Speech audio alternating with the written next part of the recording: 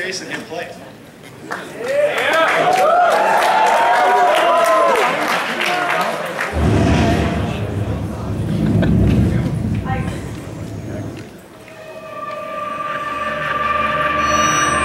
Action. I'm giving you the tools, right? I'm giving you the sandbox. I'm setting the table for you. But it's up to you to decide what you want to eat. Master Chief is human.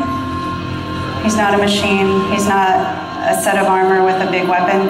He's a human with resilience and courage. You know, and I was so looking forward to this moment because for Master Chief, you know, the stoic soldier, the man of few words, all that. But there was this progression, you know, in terms of his emotional side, even through the first 3 games. But this was going to be the great leap. What happens when that soldier starts to discover his humanity? We had to create a situation that was going to knock him out of his comfort zone.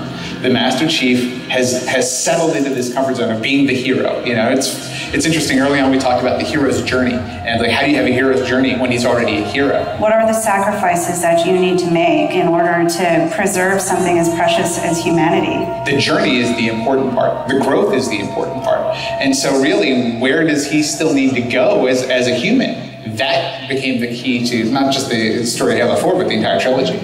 We're really examining what sort of burdens a Guardian carries. In a lot of ways, the story that we're telling with Halo 4 is about putting Chief in circumstances where he's forced to change. He's forced to take stock of himself. In a way, Chief is a Guardian. Cortana is Chief's Guardian. The Forerunners were the Guardians of their own universe, and they might have to make a decision that not everyone is going to agree with and that some people might condemn.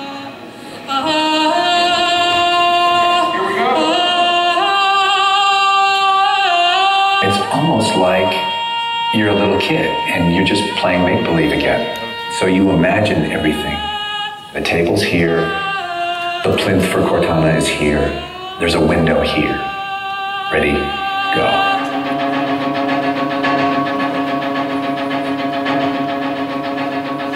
How can we immerse the player even more in this world that we've built around them? I'm not doing this for mankind. How can we have Chief have to deal with his own humanity? Everything had to be predicated by what the character needs were and what direction the characters needed to go in. The art direction specifically for Halo 4 isn't about creating an emotional tone for Halo 4, it's about creating an emotional tone for every single moment and experience that the player needs to understand. Similar to what we said is that, you know, we build what we need to see.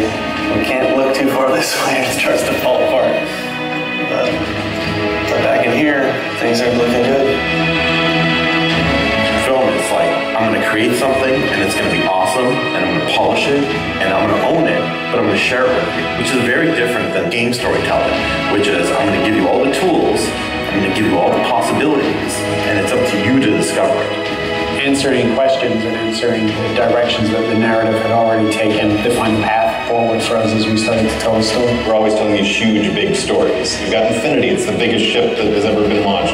We've got Requiem, which is like the biggest Forerunner artifact we've ever found. But in the middle of all of that, we've got this very small personal story between Master Chief and Cortana. You tell a story with every detail that you put into a game. Immersion is really what allows somebody to believe your universe and also to become emotionally caught up in your universe. Ready to get back to work. I thought you never asked. How do we make sure the sights and the sounds and the things that they're feeling as a player inhabiting that suit really comes through more clearly? And, you know, technology has allowed us to do that with much higher fidelity than back in the CE days. So those are definitely bigger ones. Yeah, those structures. Just because we got one. Let's roll video. So this will be just video and audio only, no face, no mocap. In that case, you won't mind if we return the favor. As we design these things, we put together the best plan. Until it actually touches an actor, it lacks humanity. Having the ability to work with the actors on stage, capturing their face, body, and voice at the same time, really gives us an opportunity to create an immersive experience for the actors. Working at Giant, we can have at least 8 actors in the same volume at the same time. So the objects that they're acting around and the people that they're acting with, again, lieutenants through and to Ward are there in the scene with them, and it makes a huge difference. We sent out a breakdown for the characters and how we wanted them to feel. We ended up getting, 80 or 90 submissions back through our casting team. Casting for the Master Chief is tough. You need a performer that has a really raw physicality to him, and yet he has to, within the confines of this suit, be able to relate and relay emotion. I like to express myself. I freely do it. I wholly do it. I enjoy it. And so pulling back on all of those instincts is what's required to play him. Imagine that translating to a 3D model with huge armor and making sure the personality of Chief's movement comes through that armor was really critical. And that really came down to Bruce's acting, his physical stature, and really his physicality as he went through all of the performance. You'll never see his face or hear his voice, but all of the other actors that are playing off of him have received so much from him in their performances, and I think that they would all agree with that. This is the low-res asset of Chief. We were afforded a little bit more budget since he's our hero. From the art process, storytelling is just about engaging the player. You don't have to answer any questions. You don't have to take them through a lot of loops and feeling that the player's engaged. I think you've got to start. So Master Chief's a difficult one because he's a dude in a helmet. There's such particularly in science fiction, such a fantastic history of people being completely realized as people without having their face as a tool. For us, it's making him feel like a real person. We have a nude male sculpt, and then from there we sculpt it on physically a tech suit. And on top of this, guys, when we spend time just doing all the details and trying to add some of that functionality, even little bits here and there like braille, this just reads 117.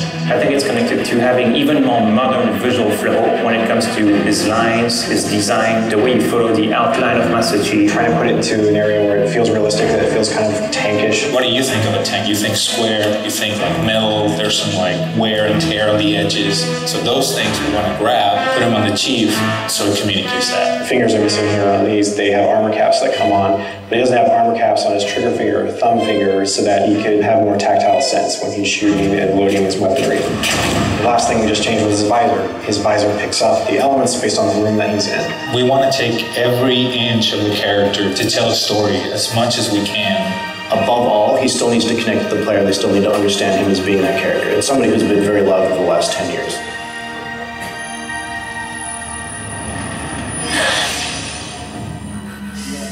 The irony here, right, is that we have a character who's not human at all in Cortana. I was put into service 8 years ago. She is the most human character that we have in the story. Right? She's struggling with her own mortality. AIs deteriorate after 7, Chief. That's something that everybody struggles with. That's the most, human it gets. If we can just get back to Earth and find Halsey, she can fix this. Everyone has to figure out what it means to die. She's strong, she's convicted. She herself is going through a really difficult time in understanding the things that are happening to her. We were looking for somebody who really could bring just fire and stuff that's required for some of those sequences. We needed to make sure we found someone that had some innocence to her, but also could be very strong at the same time. If you imagine that you could have 20 emotions at one time, she has that. I will not allow you to leave this planet!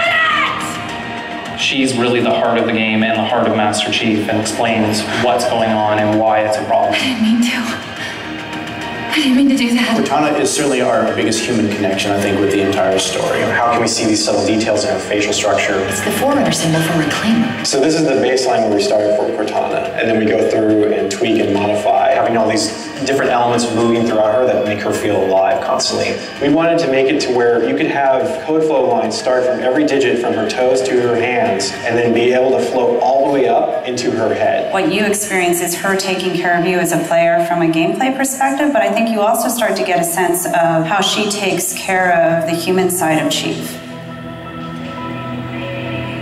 Wake me when you need me. They spotted us. Bringing Jen and Steven and having them layer their voices over the character performances in the cinematics, that just brought the whole experience together. You look at just the number of lines that the Chief's had over the course of the franchise, and it's not a lot. How much firepower would you need?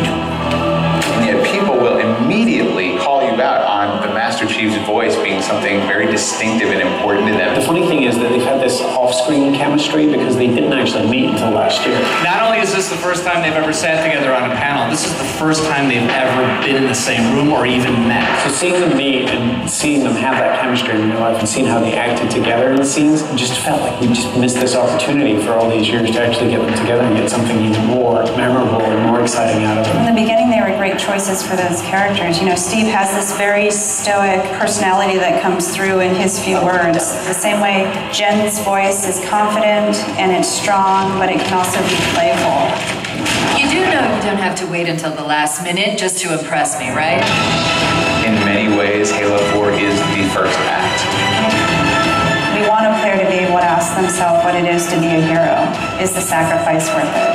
I often think of him as like Atlas, you know, like he's got the weight of the world on his shoulders all the time. Chief and Cortana are the same person, but she has always been the reflection of his humanity. People don't play Halo to watch a soap opera, and yet you don't want to just be kind of pulp. To me, it's a natural progression of this story, and it takes this relationship to the place it should go to.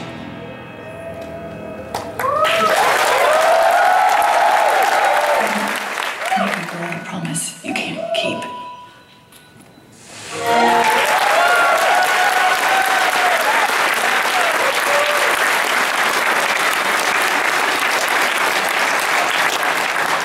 So I think that sets the table pretty nicely. Here we are today, we're less than 70 days away from launching Halo 4 on November 6th of this year. This is a journey that started,